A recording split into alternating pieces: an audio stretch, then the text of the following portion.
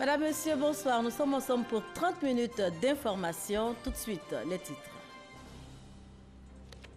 Les chrétiens du monde entier célébraient ce dimanche la fête de Pâques, la résurrection de Jésus-Christ après 3 jours passés au tombeau, dont les paroisses et autres temples du district d'Abidjan leur étaient au recueillement et à la réjouissance. Le Goli, en attraction à Béoumi, au centre de la Côte d'Ivoire. Le Goli, danse traditionnelle de réjouissance, est depuis quelques jours au centre d'un festival qui, au fil des années, gagne en maturité. Et puis, attentat suicide en Turquie, plus de 126 personnes, dont 68 enfants tués. Le régime syrien accuse les groupes terroristes. Le pape François condamne cet attentat. Bonsoir à tous. On démarre tout de suite ce journal avec ces images de la basilique Saint-Pierre de Rome. Ils étaient des milliers de fidèles ce dimanche sur le parvis de l'église pour participer à la traditionnelle messe de Pâques dite par le pape François. Le pape François qui a prié pour le retour de la paix en Syrie et au Moyen-Orient. Retour en Côte d'Ivoire, célébration de la Pâque ce dimanche. Les chrétiens du monde entier célèbrent donc Pâques, la résurrection de Jésus-Christ après 3 jours passés au tombeau, la victoire de la vie sur la mort dans les paroisses et autres temples du district d'Abidjan. L'heure était au recueillement et également à la réjouissance. Christ crucifié, mort et ressuscité. Les fidèles catholiques de la paroisse à Saint-André de Yopougon sont sortis nombreux pour marquer l'événement. C'est un sentiment de joie, car mon Seigneur Sauveur est ressuscité. Il a promis, il a dit, il a fait, il est vraiment le Fils de Dieu. C'est également une fête d'espérance, à savoir que notre vie ne se limite pas au temps, aux années que nous passons sur la terre, mais qu'après cette vie, nous avons la possibilité, nous aussi, de ressusciter, comme le Christ est sorti vainqueur du tombeau. À l'église méthodiste unie Temple Exoda de Yopougon, il s'agit d'une promesse divine, un renouvellement de l'alliance entre Jésus et ceux qui ont cru en son sacrifice. La Pâque symbolise la résurrection de Jésus-Christ, est le fondement de la foi des fidèles méthodistes unis de Côte d'Ivoire et du monde. Aux Assemblées de Dieu, Temple Unité du Paillé, l'accent est mis sur la réjouissance car Christ a vaincu la mort.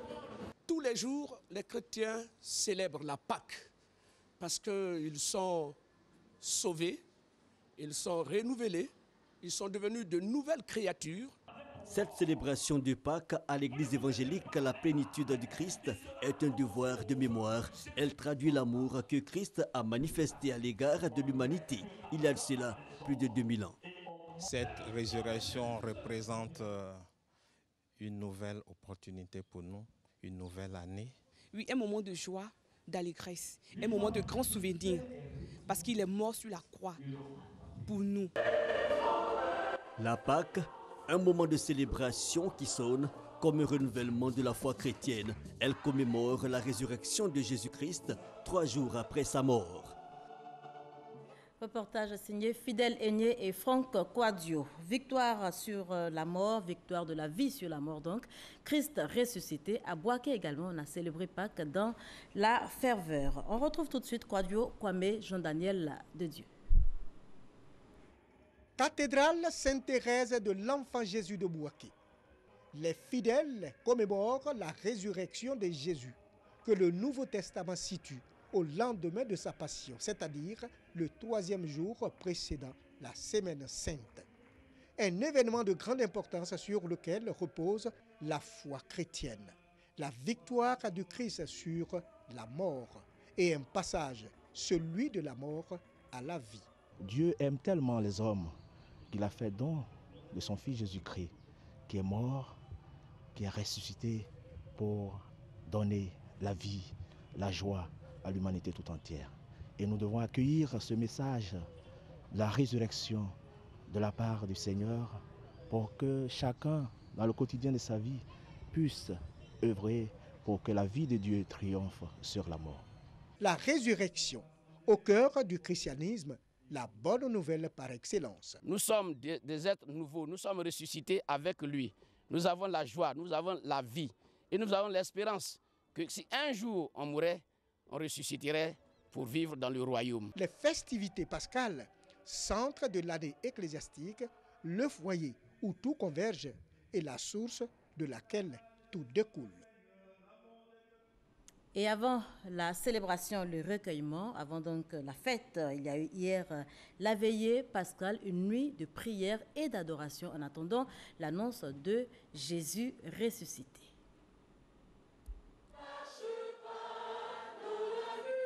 La veillée de Pâques à la paroisse Saint-Ambroise, ma vigne de Cocody en Gré, démarre par une procession.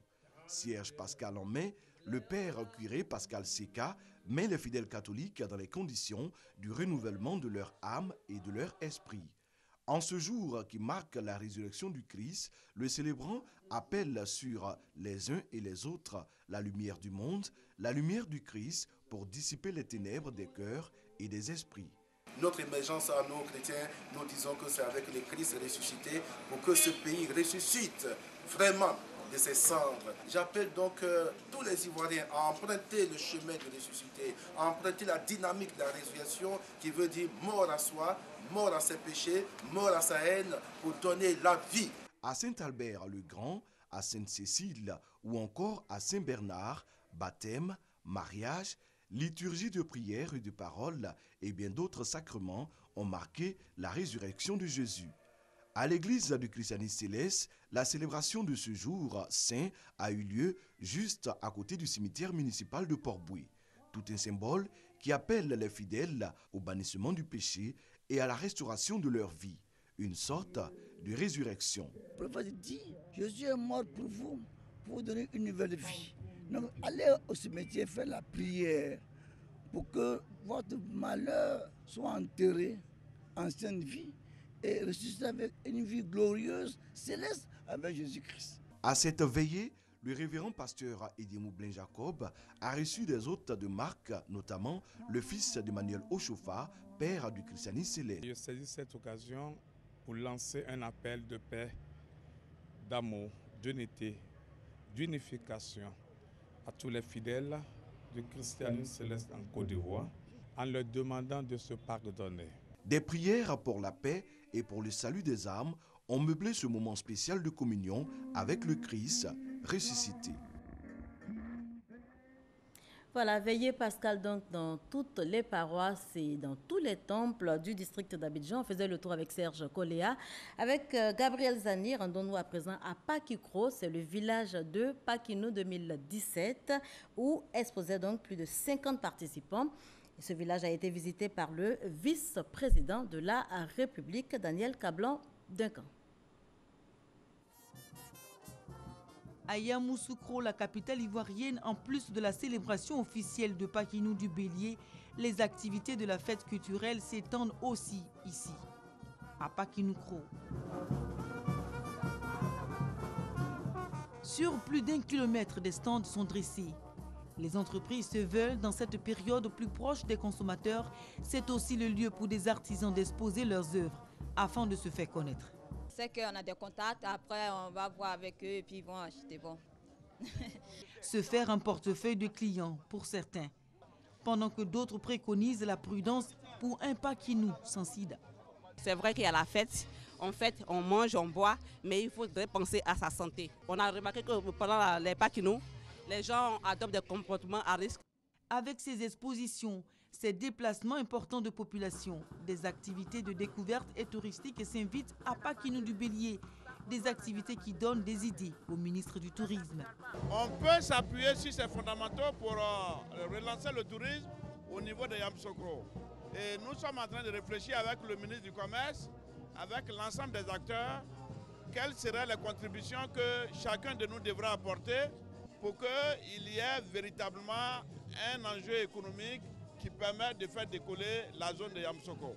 Inspiré de la période de la célébration de la Pâque chrétienne, Pakinou du Bélier, aux accents et aux couleurs de la communauté baoulée, devient au fil des éditions un festival des cultures, des opportunités d'affaires. Et toujours dans la fièvre de Pakinou, le Goli en attraction à Béoumi, nous sommes au centre toujours de la Côte d'Ivoire. Le Goli, danse traditionnelle, danse de réjouissance, est depuis quelques jours maintenant au centre d'un festival, un festival qui, au fil des années, gagne en maturité. Regardez. Le festival Goli de Béoumi était entrevu comme un moment de retrouvailles et de grands rassemblements, mais c'est sous des bâches presque vides que les villages ont fait apprécier leur Goli.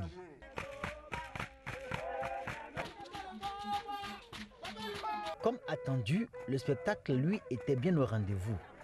Tous les villages de Béoumi et les ressortissants de Béoumi vivant à Bouaké et pratiquant l'art du Goli ont chacun donné la version de leur pratique.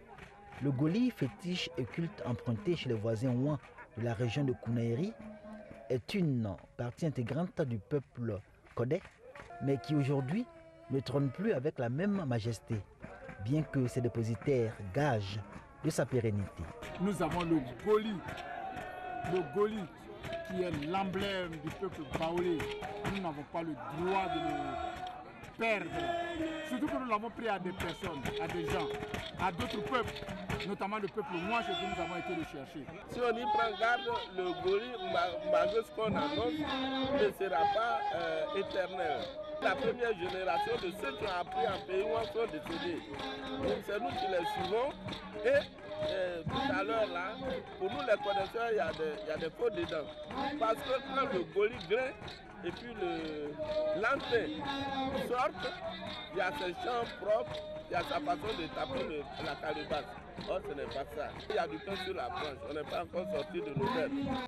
Originaire de Bateau-Plat dans la région de Kounaïri, le Goli a traversé le temps et l'espace pour s'établir à Béoumi et dans la région Baouli, Bouaké et Toumoudi notamment. Conséquence, son authenticité s'est effritée autant que son caractère magico-religieux, du fait de l'orgueil et de la vanité de ceux qui se sont appropriés ce culte auquel ils ont fait des ajouts et des modifications toujours en cohérence avec les réalités locales.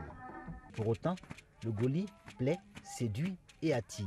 Moi j'ai bien aimé la première prestation, on voyait la différence de pas à chaque musique, les 7 pas si j'ai bien compris, les 7 danses différentes, et on voyait bien toutes ces traditions là qui étaient vivantes. Le Goli lui-même, on n'a pas besoin de chercher à ce qu'il soit spectaculaire, il est spectacle. Simplement, chaque spectacle a sa tribune. Or généralement, le Goli qu'on voit, c'est pas parce qu'il n'y a pas de vrai Goli, mais c'est pas en lieu et en place. Puisqu'on déplace des tribunes, on déplace des lieux, on déplace la musique. Et puis, à vue, ça paraît comme ça. C'est pour ça que nous disons que ce n'est pas du Goli.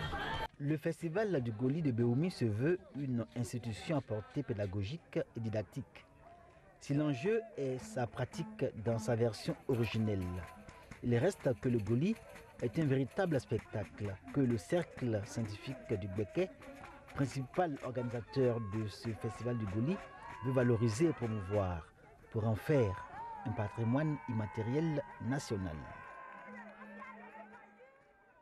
Voilà, la fête de Pâques en pays baoulé, vous le voyez vous-même, c'est un véritable moment de retrouvailles, un moment de partage, un moment festif où il y a à manger et à boire pour tout le monde, vous le verrez tout à l'heure. Et à l'occasion, le bandi, cette boisson locale coule à flot, le vin de palme coule donc à flot. Dans le village de Akpe Bessekro, cette boisson a été valorisée cette année, c'est ce que nous dit notre reporter Eugène Atoubé. Aussitôt le jour levé, et déjà les populations du village d'Akpesekro, à 5 km de Yamoussoukro, répondent à leur rendez-vous quotidien, toujours au même endroit.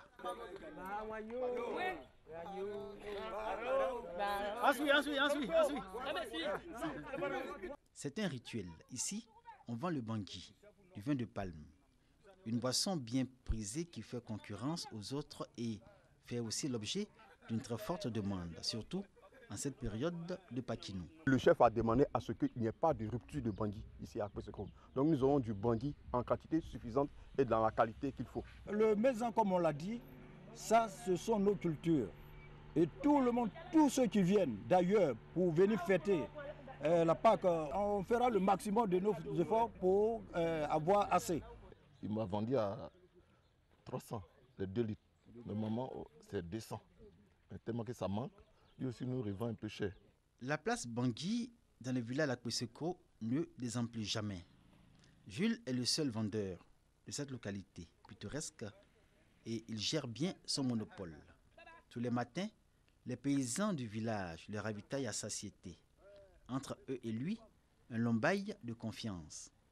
De leurs différentes plantations, ils extraient le bangui selon les techniques bien maîtrisées, léguées par leur père. Tu fais tomber le palmier, tu tailles le palmier, tu creuses. Maintenant, il faut percer pour que le jus verse dans le pot. Voilà.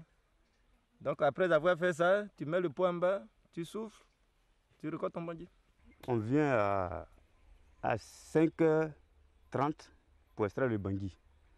Maintenant on va au village à de 7h30, on va livrer puis on vient travailler au champ. Individuellement, tu peux vendre ton bangui, celui qui a le temps. Mais comme nous n'avons pas le temps, nous travaillons au champ. Celui qui travaille au champ, qui sait qu'il n'a pas le temps, il va livrer à Jules. Mais celui qui a le temps, il va vendre son bangui individuellement. À Akwesekro, William et Jacob sont les deux fournisseurs de Jules.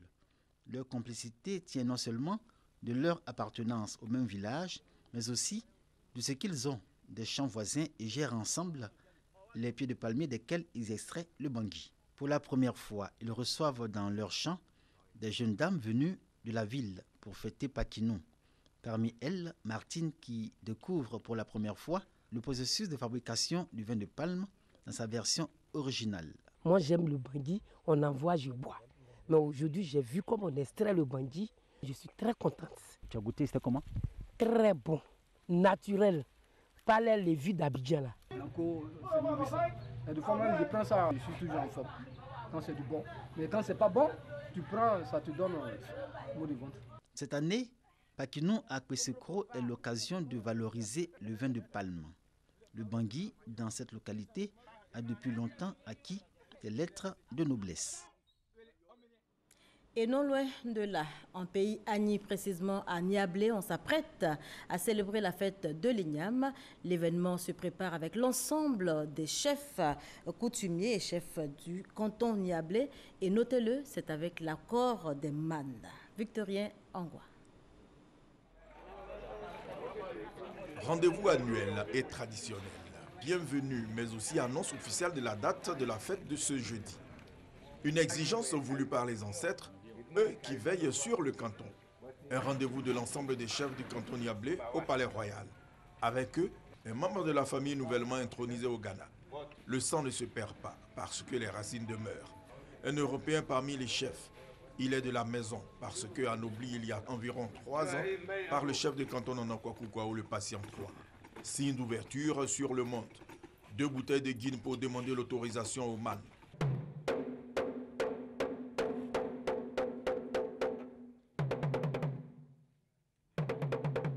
Le tam-tam parleur va jouer 7 rythmes différents pour annoncer aux 7 grandes familles de Niablé que la fête de l'Igname a lieu le lendemain.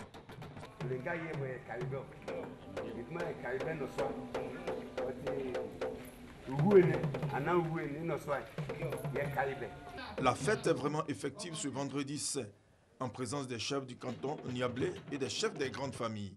Au lendemain de la fête, un déjeuner champêtre a été donné aux invités à Notre-Dame des Champs. On change complètement de sujet à présent pour évoquer ce sujet qui fâche, les erreurs médicales. Elles font de plus en plus de victimes en Côte d'Ivoire, comme celle que vous allez voir tout à l'heure dans ce reportage que nous vous proposons à présent. Comment cela peut-il s'expliquer? Quelles sont les sanctions prévues donc pour punir les fautifs? Alexis Zaoudrago s'est intéressé à ces interrogations. En 2007, Hermione a de violentes migraines et des douleurs intenses dans le cou. Après une consultation dans un centre hospitalier, il lui est diagnostiqué une tumeur bénigne. Une opération chirurgicale est programmée, rien de bien alarmant. Mais voilà, le jour de l'opération, tout dérape. Premier choc pour Hermione, le médecin est en communication téléphonique durant l'opération. Il était en train de commander son plat pour midi. Je crois un d'autres quelque part là-bas qu'on lui donne, on lui réserve un plat d'agouti avec un vin Après ce que j'ai entendu. Pendant l'opération? Pendant l'opération. Autre incident, l'anesthésie qu'on lui a injectée est sans effet. J'étais obligée de faire un signe pour qu'il sache que je sentais ce qu'il faisait et que je ne dormais pas. D'accord. Et qu'est-ce qui s'est passé après ton signe? C'est là qu'il a laissé tomber le téléphone et dit, mais toi, tu vas me créer les problèmes. Quelle histoire? Tu as mal et puis j'ai bougé les yeux pour lui dire oui. Hermione subit douloureusement les coupes du bistouri. 6 heures après l'opération, elle sent un malaise. Elle le signale au médecin qui le met sur le compte de la récente opération. Quelques jours plus tard, après une radio exigée par sa tante, stupeur, une lame est découverte dans son cou. C'est comme un petit truc, comme une lame, petit truc. Je ne sais pas si c'est ce qu'ils prennent pour faire l'opération. C'est petit truc brillant comme ça, qui était genre un fer, quoi, qui était. Des excuses, c'est tout ce qu'Hermione aura reçu de ce médecin. Elle n'a pas eu le courage de porter plainte. Pour comprendre comment et pourquoi un médecin peut se prêter à de tels agissements, nous nous rendons à l'Ordre des médecins de Côte d'Ivoire. Le docteur Akakro en est le président. Bonsoir mesdames. Après la présentation du cas d'Hermione, il tient à présenter 2 types d'erreurs médicales existantes. L'erreur médicale fautive et l'erreur médicale non fautive. Ce qu'on pourrait appeler une erreur de diagnostic. Alors cette erreur de diagnostic, lorsqu'il y a une plainte et qu'il est prouvé que le médecin s'est entouré des dernières données scientifiques de la littérature et que malheureusement il y avait une pathologie qui était masquée, cela ne constitue pas une erreur médicale fautive. Dans le cas d'Hermione, l'erreur est fautive. Le protocole d'opération chirurgicale n'a pas été respecté. La jeune dame aurait dû porter plainte pour obtenir réparation. La loi lui en donne le droit. L'ordre des médecins ne sert pas à protéger les médecins obligatoirement. Hein. Lorsqu'ils font une erreur médicale, fautive bien entendu, dans ce cas-là, ils sont sanctionnés par un tribunal disciplinaire qui existe en son sein, voyez-vous. Et le patient a aussi la possibilité de saisir le tribunal pénal, le tribunal civil pour avoir des dédommagements du préjudice subi. Ces dernières années, de nombreux cas d'erreurs médicales ont été enregistrés. Avec elles, plusieurs mesures disciplinaires contre des médecins indélicats. En fait, la loi dit qu'il ne faut pas faire la publicité des sanctions vis-à-vis des médecins. Parce que lorsqu'un médecin, par exemple, est radié de l'ordre, cette radiation est de 3 ans. Voyez-vous? Pendant ces 3 ans, le médecin n'a pas le droit d'exercer la médecine. Mais au bout de 3 ans, il peut faire une demande de réintégration dans la corporation médicale. Le gouvernement appuie de plus en plus d'initiatives pour assainir le secteur, avec notamment la mise à disposition de stickers individuels et sécurisés pour tous les médecins assermentés et habilités à exercer en Côte d'Ivoire. Mais la population, elle, est invitée à la vigilance et surtout à ne plus garder le silence. Elle doit saisir les outils légaux. Du sport à présent, la SEC Mimosa a été tenue en échec ce dimanche au stade Robert Champroux de Marcory en match retour des 16e de finale de la Coupe CAF par les Gabonais du CF Mounana 0-0, vainqueur à l'aller par 2-1. Les Gabonais sont donc qualifiés pour les 8e de finale. Notez que plus tôt dans la journée, l'AS Standa a également été éliminé en 16e de finale de la Ligue des Champions par les Platinum Stars d'Afrique du Sud. Le bilan de l'attentat survenu en Turquie ce samedi ne cesse de s'alourdir. Plusieurs victimes, 126 morts, dont 68 enfants. Le régime syrien accuse les groupes terroristes d'avoir perpétré cet attentat. Notez également que le pape François condamne l'attaque. Les Français seront aux urnes dimanche prochain pour choisir leur nouveau président. Plus qu'une semaine donc pour convaincre. 11 candidats sont en lice. On retrouve Alexis Ouedraogo, envoyé spécial de la RTI en France. Bonsoir. À jour J-7 de la présidentielle française, eh bien la RTI pose ses valises ici à Paris pour la dernière semaine de campagne. La France et la Côte d'Ivoire, une très longue histoire commune. Sur le plan économique, eh bien la Côte d'Ivoire est le premier partenaire commercial de la France dans la zone UEMOA. Il faut compter quelques 141 grands groupes français installés dans le pays qui emploient quelques 40 000 personnes. Et à côté de ce chiffre, bien sûr, notez 500 PME françaises de droit local. Un autre chiffre très intéressant est bien celui de la diaspora. La diaspora ivoirienne à l'étranger est représentée à plus de 61% ici en France. Cette présidentielle donc intéresse. Pour cette journée de dimanche, les choses ont été relativement calmes. Jean-Luc Mélenchon était lui à Toulouse où il a animé un meeting. Ici à Paris, Emmanuel Macron lui a tenu aussi un petit meeting dans le 4e arrondissement.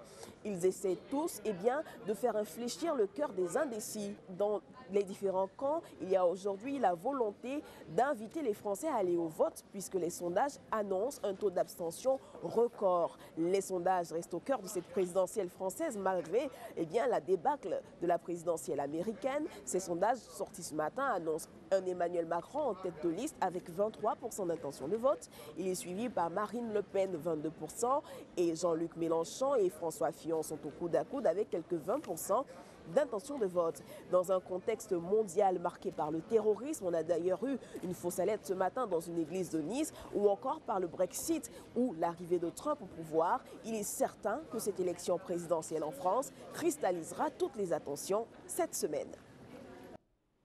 Et pour finir, l'actualité internationale de la semaine, en passant par la République démocratique du Congo, la Turquie et, actualité oblige, la France qui se prépare donc pour la présidentielle. Ce sera dimanche prochain.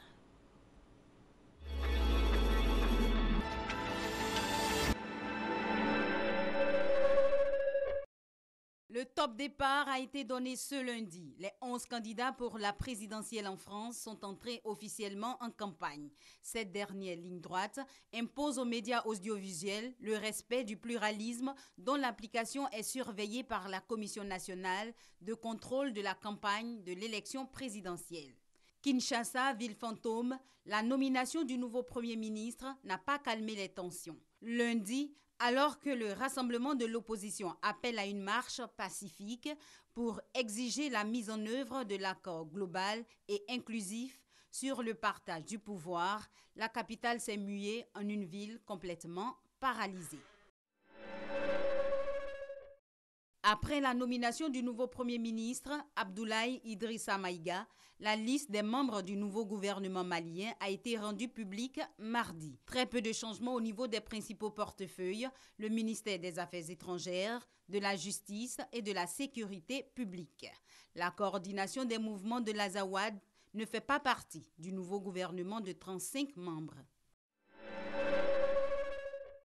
Plusieurs milliers de personnes étaient réunies mercredi à Pretoria à l'appel de l'opposition pour exiger à nouveau le départ du président Jacob Zuma, visé par de nombreuses critiques depuis le remaniement gouvernemental controversé il y a 2 semaines. La mère de toutes les bombes, c'est le surnom donné à l'engin de plus de 10 000 kilos qui a fait au moins 36 morts en Afghanistan et un soldat américain tué. L'engin a été utilisé jeudi par l'armée américaine contre l'État islamique dans une série de grottes de l'est du pays. Il s'agit de la plus puissante bombe non nucléaire jamais utilisée par les Américains.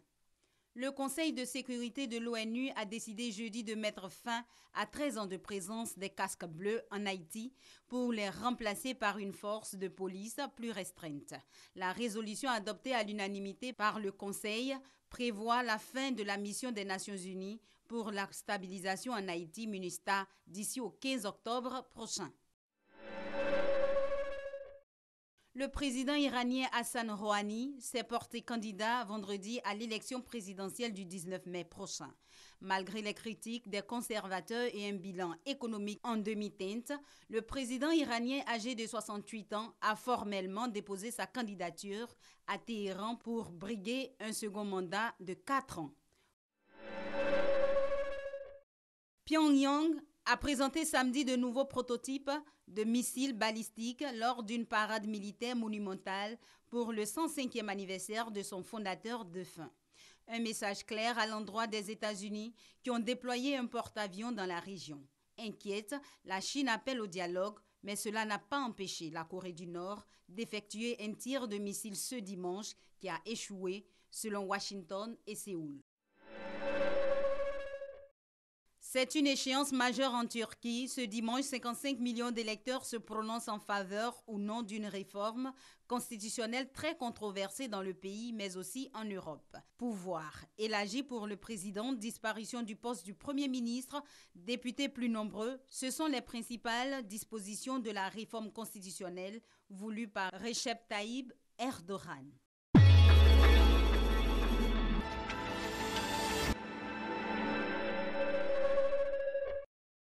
Voilà, Sidonie Davila qui nous faisait donc le point de l'actualité internationale. C'est ici qu'on s'arrête pour cette édition. Merci de nous avoir suivis.